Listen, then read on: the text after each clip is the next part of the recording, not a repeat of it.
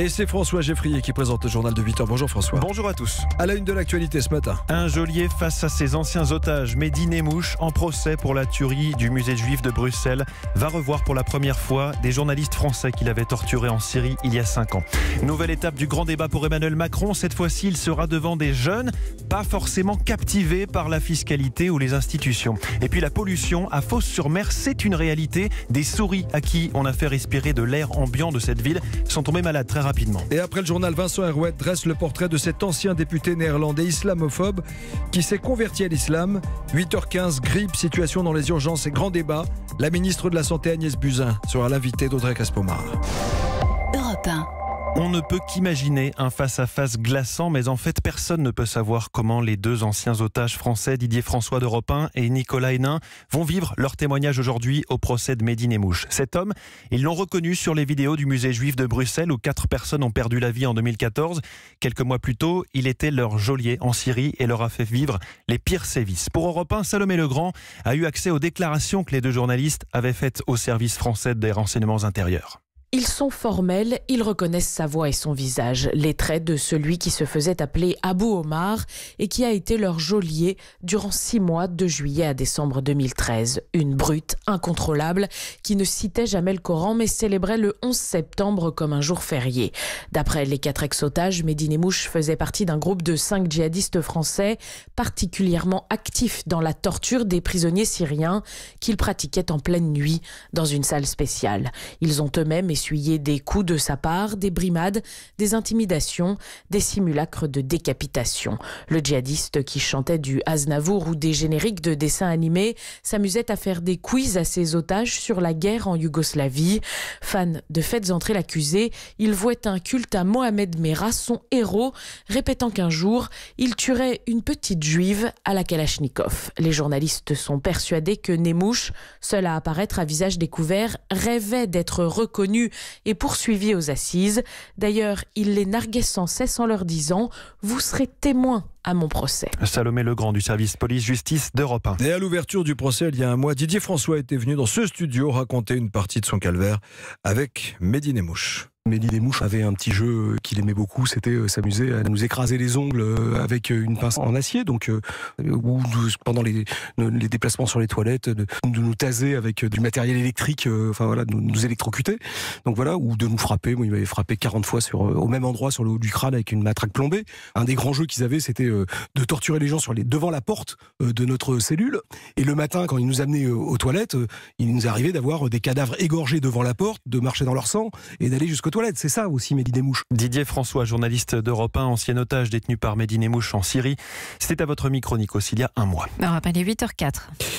Cette fois sera peut-être moins facile pour le président de la République. Oui, nouvelle séance de questions-réponses pour Emmanuel Macron dans le cadre du grand débat national. On l'a vu plusieurs fois ferrailler jusqu'à 7 heures de suite avec des maires ou des élus départementaux. Aujourd'hui, un public pas spécialement captivé par ce grand débat. Les jeunes qui se sont très peu exprimés jusqu'à présent. Ça va se passer en Haute-Saône et c'est Jean-Rémy Baudot qui est l'envoyé spécial d'Europe 1. Les jeunes, ils ne viennent pas spontanément parler fiscalité dans un gymnase, sourit un conseiller. Un constat partagé par une ministre qui a déjà fait plusieurs débats. Il faut souvent du temps pour que leurs paroles se libèrent. Dans l'entourage du président, on sait bien que c'est la population qui, pour l'instant, ne s'est pas impliquée dans les réunions publiques. Ils sont plus actifs sur le site internet du Grand Débat. C'est plus facile derrière son ordi pour donner son avis, tranche un membre de l'équipe gouvernementale. Pour le président, l'exercice d'aujourd'hui n'est pas si simple.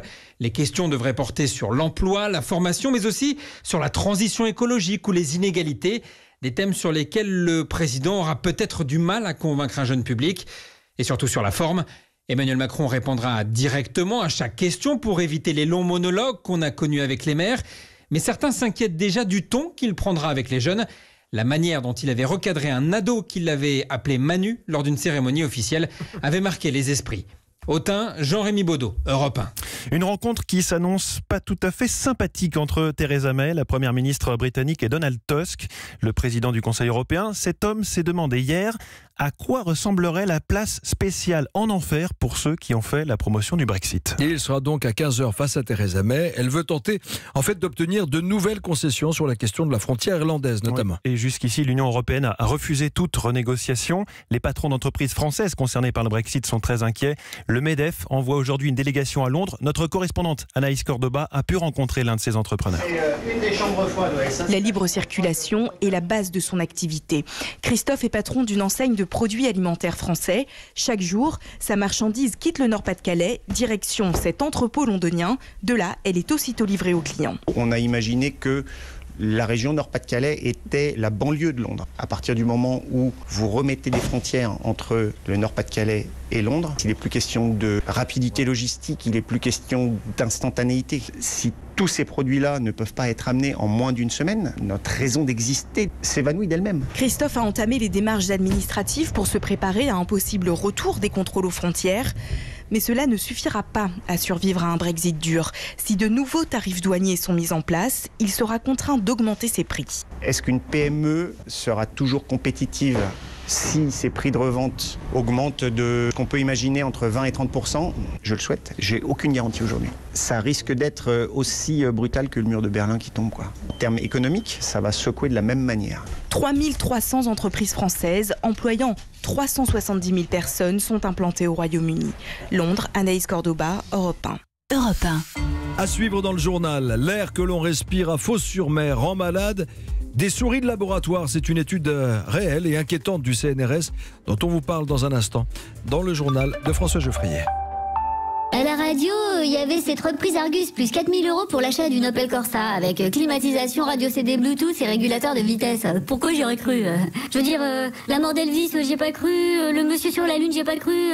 Alors une reprise Argus plus 4 000 €, le complot quoi. Et puis l'offre est passée et depuis, j'ai honte quoi. C'est pourtant vrai. Jusqu'au 28 février, les reprises ont de l'allure chez Opel. Bénéficiez d'une reprise Argus plus 4 000 € pour l'achat d'une Opel Corsa. Offre réservée aux particuliers, conditions sur opel.fr. Oui à la victoire de vos économies chez Géant. Jusqu'au 17 février chez Géant, profitez d'une remise exceptionnelle de moins 68% sur le deuxième paquet de céréales Miel Pops de Kellogg's. Oui, pour un paquet de céréales Miel Pops acheté, le deuxième est à moins 68%. Il n'y a pas que les enfants qui vont adorer. Ça, c'est...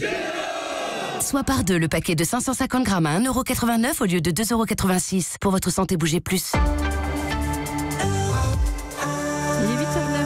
Matinale info, Nico Saliagas. On vous accompagne jusqu'à 9h. Voici la suite du journal avec François Geoffrier et cette étude qui révèle la très forte pollution de l'air près de Marseille notamment. Et précisément à Fos-sur-Mer, ville industrielle, ville portuaire où des chercheurs du CNRS ont fait respirer des souris de laboratoire dans un système d'inhalation unique au monde. Résultat, 80% des animaux tombent malades, diabète, problèmes cardiovasculaires. Reportage de Nathalie Chevance. Depuis 6 mois, des souris et des rats installés dans une chambre d'exposition inhalent une toute petite partie de l'atmosphère respirée par les habitants de Fos-sur-Mer. Caroline Bonnet, doctorante à l'Institut de chimie radicalaire. Donc ça, c'est la machine qui va transformer les pesticides qui sont sous forme liquide en aérosol. Ça va remplir toute la boîte et les souris vont respirer cet aérosol pendant 1 heure. Un environnement reconstitué, 3 molécules sélectionnées et pas les plus dangereuses. L'objectif étant de mesurer ce qui ne l'est jamais, les particules ultra fines. Sylvia Pietri, directrice de recherche au CNRS. Nous avons recréé une atmosphère qui contient certains des éléments des familles les plus importantes à Fos-sur-Mer. Rien que le fait de les nébuliser, de les obtenir sous forme d'atmosphère de particules ultra fines entraîne des pathologies, prise de poids, suivi de troubles métaboliques, du diabète de type 2 et ensuite des troubles cardiaques. Il peut exister une très forte interrelation entre ce taux phénoménal de particules ultra fines à Fos-sur-Mer et le développement de maladies. Pourquoi ne pas le prendre en compte ? D'où l'intérêt, soulignent les chercheurs, de mesurer les particules ultra fines, d'instaurer des normes afin que les industriels mettent au point de nouveaux dispositifs pour mieux filtrer les cheminées. Marseille, Nathalie Chevance, Europe 1. Des femmes porteuses d'implants mammaires déposent une série de plaintes devant la justice pénale, selon les informations du Monde. Une quinzaine de femmes vont saisir les tribunaux de Paris et de Marseille pour blessures involontaires, tromperies ou encore mise en danger de la vie d'autrui. Le drame du crash de l'avion d'Emiliano Sala vire à la bataille d'avocats. Oui, cette nuit, les autorités anglaises annonçaient qu'un corps avait été repêché dans l'épave du petit appareil par 68 mètres de fond. On ne sait pas encore s'il s'agit du pilote ou de l'ex-star du Football Club de Nantes. En attendant, passé l'émotion, retour à un pragmatisme froid. Les histoires de contrats et de gros sous prennent le dessus. Le club de Cardiff, pour lequel Emiliano Sala s'était envolé, s'étonne de la demande du FC Nantes de payer pour le transfert du joueur. Simon Rubin. Ce qui est établi, c'est que c'est bien à Cardiff de payer. Mais d'après la BBC, le club britannique refuse pour l'instant d'effectuer le premier versement et préfère attendre les premières conclusions sur les circonstances de l'accident. Cardiff qui s'étonne d'ailleurs de l'empressement du club nantais qui demande paiement le plus vite possible et menacerait même d'une action en justice, toujours d'après le club britannique. Au cœur de cette négociation, il y a le sujet de l'assurance. Si Cardiff était bien assuré pour Emiliano Sala, le club attendrait en fait les premiers rapports sur le crash pour pouvoir faire jouer son assurance et éviter ainsi de payer de sa poche. Mais le FC Nantes, lui, ne veut pas attendre et redoute que Cardiff ne veuille qu'une chose, gagner du temps et retarder le paiement. Simon Rubin du service des sports d'Europe 1. Le foot et les résultats de la Coupe de France hier soir. Le PSG a battu Villefranche-Beaujolais 3-0 après prolongation. Vitré à domicile a gagné 3-2 face à Lyon-Duchère et Rennes a battu Lille 2-1. Et puis, Nikos, est-ce que vous reconnaissez cette voix ? Évidemment. C'est mon ami, c'est le mec en C'est votre ami.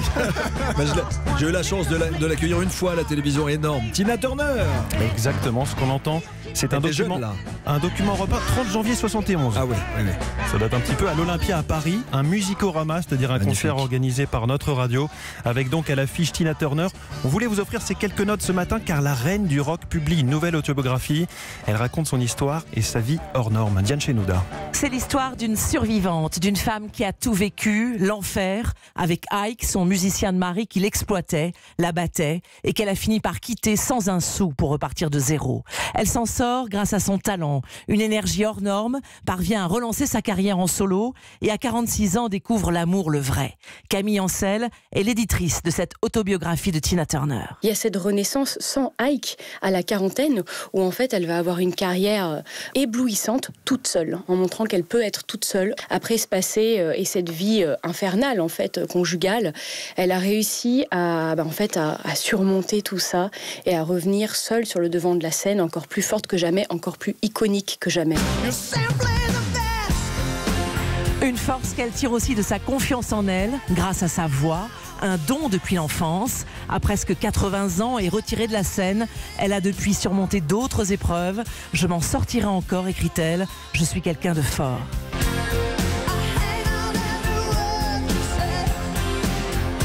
Ah, Tina Turner. The best. Et c'était Diane Chenouda du service Culture d'Europe qui nous Merci racontait pour son le histoire. journal de 8h, cher François Geffrier.